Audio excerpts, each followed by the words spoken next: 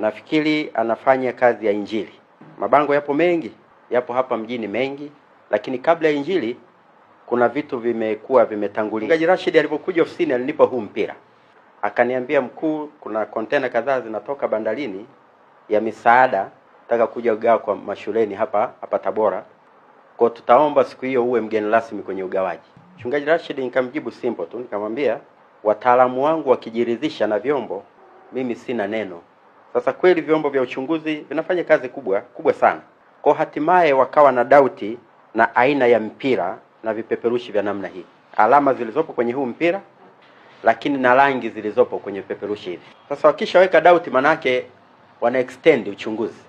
Alama hizi tunazioanisha na alama ambazo sio za kimaadili, ambayo maadili yetu ya Watanzania sisi hatukubaliani nazo. Kwa tukaamua mipira yote na vipeperushi vyote ambavyo wamepewa watoto vikusanywe. Na tumemuita mchungaji ambaye ni mwenyeji na askofu mwenyeji aje atupe maelezo kwenye kamati ya ulinzi na usalama, tukiwa pamoja na wakuu wa wilaya na wataalamu tulionao hapa.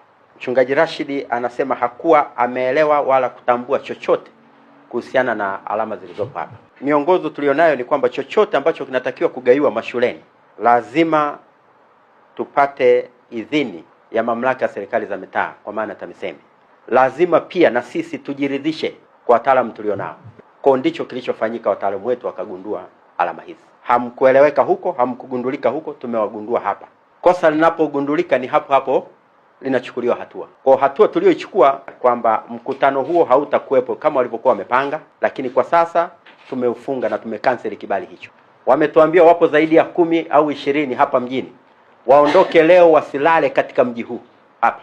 Mchungaji Rashid na mwenzake tumemwambia ripoti polisi kutoa maelezo. Yeyote tutakaye kumbana naye kwenye jambo la namna hii, rais wetu wa nchi, kiongozi mkuu wa nchi, alisema tulinde maadili yetu na tutunze watoto wetu. Naomba tuwe macho na mambo haya na hakuna kulegeza.